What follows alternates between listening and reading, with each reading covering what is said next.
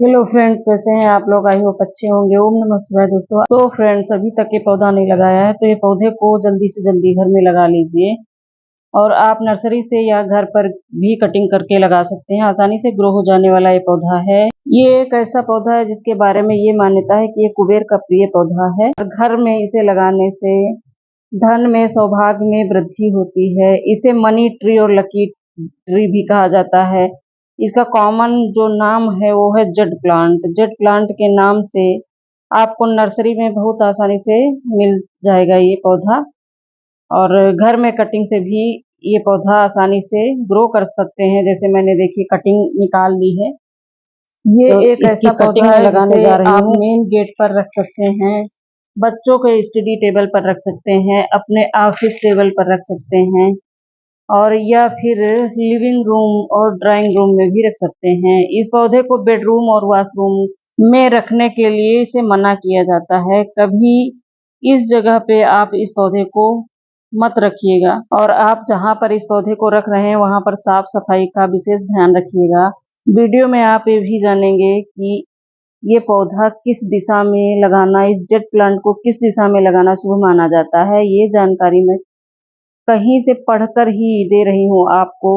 आप चाहें तो इसे सर्च कर लीजिएगा।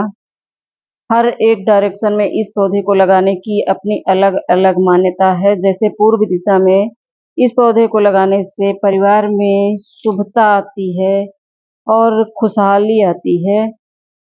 और ऐसी मान्यता है कि मानसिक शांति के लिए ये पौधा अपने घर में जरूर लगाना चाहिए। अब यहाँ पे मैं एक बात बहुत जरूरी बताना चाहूंगी कि इस जेड प्लांट में जो पत्तियां पीली पड़ जाती हैं उनको हटाना बहुत ज़्यादा इम्पोर्टेंट है, क्योंकि ये पौधा हरा भरा ही होना चाहिए। अब देखिए यहाँ पे मेरे 2 गमलों में लग चुकी है कटिंग, और अभी जो प्याली बाकी है इसमें मुझे कटिंग लगानी है। और इसी तरह मैं लगाती रहती हूँ। छोटे छोटे गमले मेरे पास पड़े हैं, देखिए प्लास्टिक के। जब कोई पौधा हम लाते हैं तो इसी प्लास्टिक के गमले में लाते हैं, तो इधर उधर पड़े रहते हैं दोस्तों। तो ये मैं छोटे छोटे से, ये जो जेट प्लांट हो गया, क्रेसुला हो गया, ये सारे पौधे इसी गमले में छोटे छोटे से ग्रो हो जाते हैं। और जब ग्रो हो जाते हैं तो ये भी एकदम भरा भरा सा गमला हो जाता है, तो इसकी भी कटिंग करनी पड़ती है। और देखिए दोनों गमलों में हमने लगा दिया है। अब बची प्याली, इस प्याली में भी मैं लगा दूंगी। और लगाने के बाद समय समय पर इनकी पिंचिंग बहुत ज़रूरी है। पिंचिंग का प्रोसेस अगर मंथ में एक बार ज़रूर करिए। जितना ही ये पौधा घना होगा उतना ही खूबसूरत दिखेगा। दूसरी जो डायरेक्शन है वो है दक्षिण पूरब दिशा, यानी साउथ ईस्ट डायरेक्शन। दक्षिण पूरब दिशा को धन का स्थान माना जाता है, इसीलिए यहाँ पर जेड प्लांट रखने से धन और सौभाग्य में वृद्धि होती है।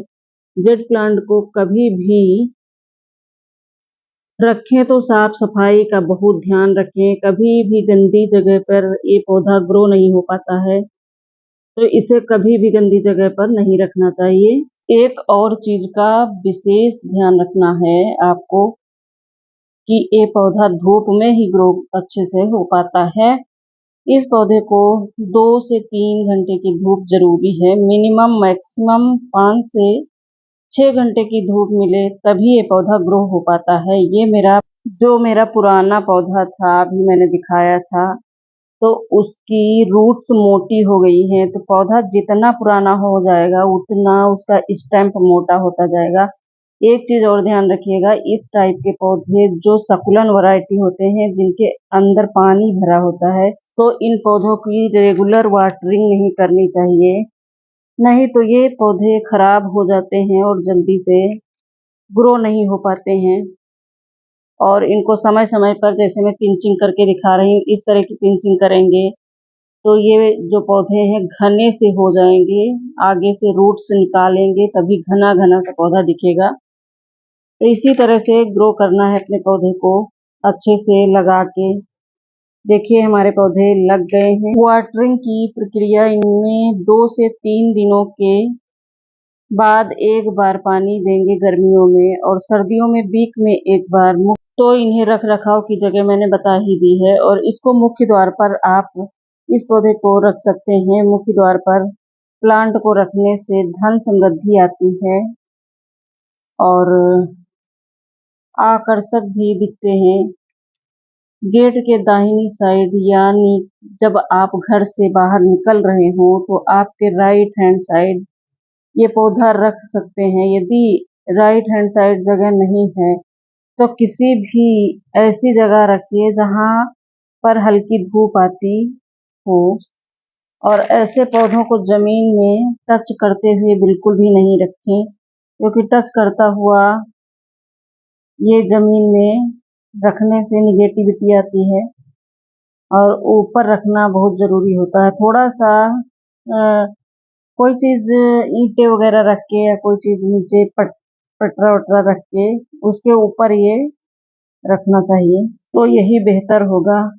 जैसे कि बाथरूम और बेडरूम में रखने से निगेटिविटी आती है, इसीलिए भूल कर भी बाथरूम और बेडरूम में ये पौधा नहीं रखना चाहिए। इन्हें ये जो पौधे होते हैं, जैसे इसी का एक वैरायटी है क्रैसुला पौधा, जो नर्सरी पे 50 या 60 रुपए में आसानी से मिल जाता है। तो ये जो पौधे होते हैं इन्हें ज़्यादा कोई बाहरी खाद देने की ज़रूरत नहीं होती है।